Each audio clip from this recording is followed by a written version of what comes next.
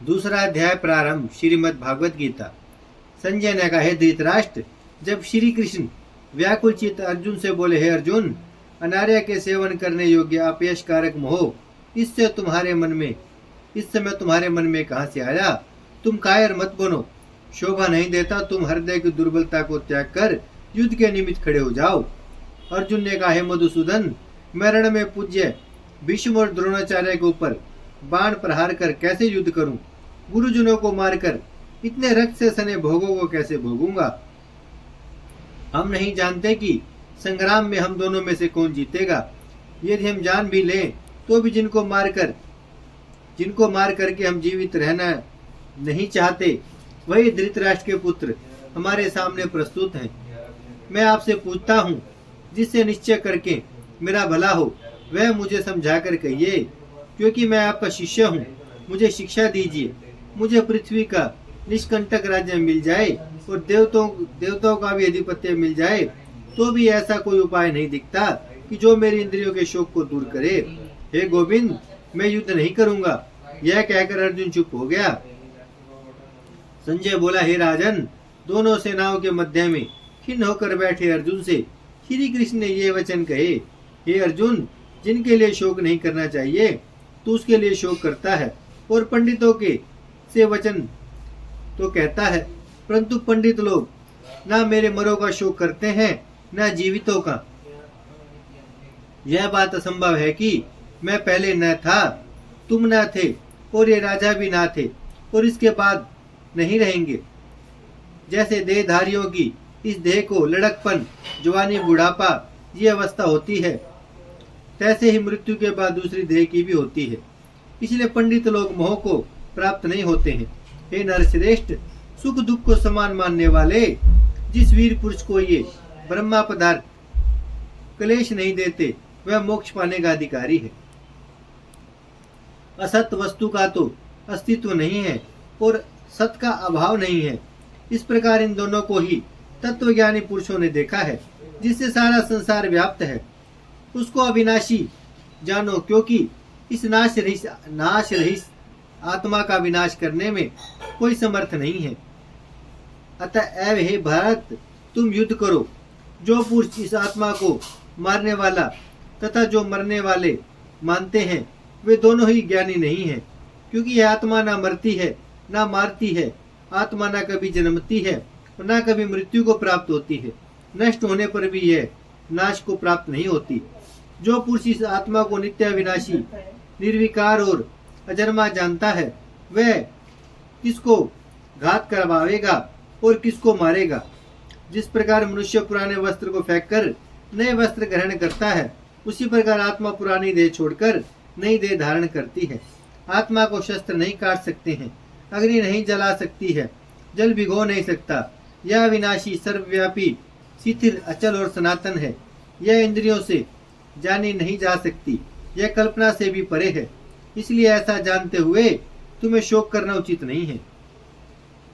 हे महाबाहो, यदि तुम इस आत्मा को नित्य जन्म लेने और नित्य मरने वाली मानते हो, तो भी तुमको शोक नहीं करना चाहिए, क्योंकि जो जन्मा उसकी मृत्यु, और जिसकी मृत्यु हुई है उसका जन्म निश्चय है। अतः जो बात अनिवार्य है उसके लिए सोच करना व्यर्थ है। जन्म लेने से पहले क्या था किसी को मालूम नहीं, फिर मरने के पीछे क्या होगा कोई नहीं जानता। ऐसी दशा में किसी बात का सोच करना क्या तुमको उचित है? इस कारण सब प्राणियों के विषय तुमको सोच करना उचित नहीं है। अपने धर्म को भी सोचकर तुमको घबराना उचित नहीं है, क्योंकि क्षत्रिय को धर्म पूर्वक युद्ध से और कुछ भला करने वाला नहीं है। हे पार्थ, बिना इच्छा किए स्वर्ग का द्वार रूप यह युद्ध तुमको स्वयं प्राप्त हुआ है। ऐसा सुअवसर भाग्यवान क्षत्रियों को ही मिलता है। यदि तुम अपने धर्म के अनुसार इस संग्राम को ना करोगे तो अपना धर्म और बढ़ाई खो बैठोगे। सब लोग सदा तुम्हारी अपकीर्ति करेंगे और प्रतिष्ठा वाले पुरुषों के लिए अपयश का होना मृत्यु से भी बढ़कर है।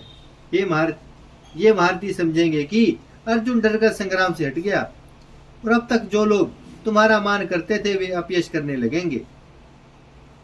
शत्रु लोग तुम्हें पराक्रम की निंदा करते हुए अनेक प्रकार के दुर्वचन कहेंगे। इससे बढ़कर दुख तुमको और क्या होगा? यदि तुम युद्ध में नष्ट हो गए तो स्वर्ग का सुख भोगोगे और जीतने पर सब पृथ्वी तल पर राज्य करोगे। इसलिए युद्ध के निमित्त दृढ़ प्रतिज्ञ होकर खड़े हो जाओ। सुख दुख लाभ हानि जय पराजय इनको समान समझकर लड़ने के लिए तैयार हो। ऐसा करने से तुम पाप को प्राप्त नहीं होगे। हे पार्थ, यह ज्ञान उपदेश ज्ञान योग के विषय में तुमसे कहा गया। अब निष्काम कर्म योग के विषय में सुनो। जिस ज्ञान को पाकर कर्म बंधन से तेरी मुक्ति होगी। कर्म योग मार्ग एक बार प्रारंभ किए बिना कर्म का नाश नहीं होता और विघ्न पड़ने पर भी शुभ फल होता है। और इस कर्म का केवल प्रारंभ ही संसार के भय से छुड़ाकर पूर्ण ब्रह्म प्राप्त करता है। निश्चय करने वाली बुद्धि इस निष्काम कर्म में एक ही है और कामना वाले पुरुषों की बुद्धि एकाग्र नहीं रहती। हे अर्जुन, अज्ञानी उस पुष्पिता वाणी को ही स्वर्ग सुख से बढ़कर कुछ नहीं समझते। स्वर्ग सुख को ही उत्तम पुरुषार्थ समझते हैं। उनको कामनाओं से चित्त व्याकुल होने के कारण निश्चयात्मक बुद्धि मोक्ष साधन की नहीं उत्पन्न होती, कारण कि उनका चित्त भोगादि में सदैव निमग्न रहता है। जिन मनुष्यों का चित्त इस प्रकार मोहलिप्त है और जिनकी आसक्ति भोग विलास ऐश्वर्य में है, ऐसे पुरुषों के अंतकरण में निश्चयात्मक बुद्धि नहीं होती है। हे अर्जुन, अनेक जलाशयों में मनुष्यों का कार्य सिद्ध नहीं होता है। बड़े जलाशयों से वे सब प्रयोजन अनायास ही सिद्धि को हो जाते हैं। उसी तरह संपूर्ण वेदों में कहा हुआ काम कर्मों का फल ब्रह्म में भक्ति रखने वाले मनुष्य को सहज ही में प्राप्त होता है। तुमको केवल कर्म करना चाहिए, फल तुम्हारे अधिकार में नहीं। तुम ना तो फल की अभिलाषा से काम करो, ना निकम्मे ही रहो। फल ही आशा त्याग कर कार्य की सफलता को समान मानकर तुम योगस्थ होकर कर्म करो। यही कर्म ज्ञान योग है। बस बुद्धि योग सहित कर्म से अंत कर्म अत्यंत हीन है। इसलिए तुम बुद्धि योग का आश्रय ग्रहण करो। फल की इच्छा रखने वाले निकृष्ट होते हैं। निष्काम कर्म करने वाला पुरुष ईश्वर कृपा से इसी संसार में सुकृत तथा दुष्कृत इन दोनों ही का त्याग कर देता है। इसलिए तुम निष्काम कर्म में प्रवृत्त होवो। कर्म फल को त्याग कर ही बुद्धि युक्त ज्ञानी पुरुष जन्म बंधन से हटकर मोक्ष को प्राप्त होता है। जब तुम्हारी बुद्धि मोहवन में बाहर निकल जाएगी, जब तुम्हारा मन आगे सुनने वाली तथा हुई बातों से विरक्त हो जाएगा, जिस समय यह निश्चल होकर आत्मा में स्थित होगा, तभी तुमको तत्व ज्ञान प्राप्त होगा। अर्जुन ने पूछा, है केशव, आत्म स्वरूप में निश्चल बुद्धि वाला किसको कहा है? उसके लक्षण क्या है? श्री कृष्ण जी बोले, अर्जुन, जो महापुरुष मन की सब कामनाओं को त्याग देता है और अपने आप में ही में प्रसन्न रहता है, उसको निश्चल बुद्धि कहते हैं। दुख में किसके मन को खेद नहीं होता और सुख में किसको आसक्ति नहीं होती और प्रीति भय क्रोध जिसके जाते रहते हैं, वह महात्मा शीतल बुद्धि वाला मुनि कहता है। जो शुभ पदार्थ प्राप्त होने से हर्ष नहीं करता, अशुभ से अप्रसन्न नहीं होता, उसी को शीतल बुद्धि जानना चाहिए। और कछुआ जैसे अपने अंगों को सिकोड़ लेता है, उसी तरह जो मनुष्य अपने इंद्रियों को विषयों से हटाता है, उसी की बुद्धि शीतल जाननी चाहिए।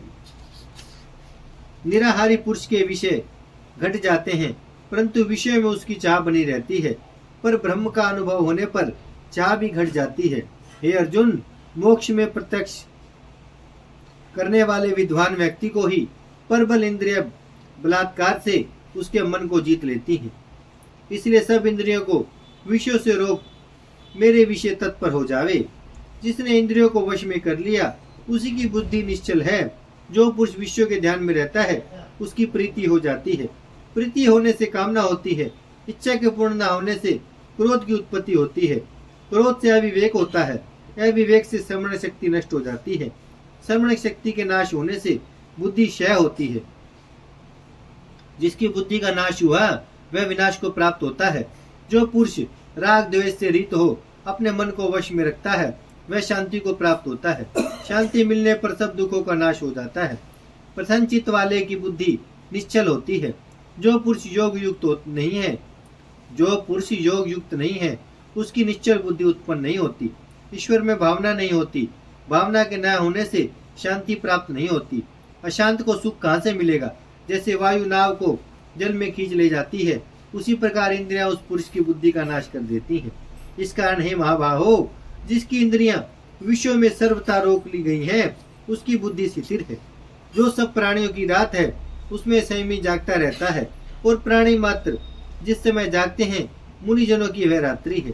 जल से भरे समुद्र में और नदियों का जल भरने पर भी वह अपनी मर्यादा पर रहता है। उसी प्रकार जिस मनुष्य में इच्छा के रहने पर भी सब विषय भोग प्रवेश नहीं करते, उसी को शांति मिलती है। विषयों की इच्छा करने वाले को शांति नहीं मिलती। जो सब कामनाओं को छोड़कर तथा इच्छा रहित विचरता है वह शांति को प्राप्त होता है। हे पार्थ, ब्रह्म स्थिति यही है। ऐसी स्थिति मिल जाने पर प्राणी फिर मोह में नहीं फंसता और अंत समय में निर्वाण ब्रह्मा को प्राप्त होता है। बोलो शंकर भगवान की जय। माता की जय। भजमन नारायण नारायण नारायण, श्रीमन नारायण नारायण नारायण, लक्ष्मी नारायण नारायण नारायण, सत्य नारायण नारायण नारायण, भजमन नारायण श्रीमन नारायण, लक्ष्मी नारायण सत्य नारायण, भजमन नारायण नारायण नारायण।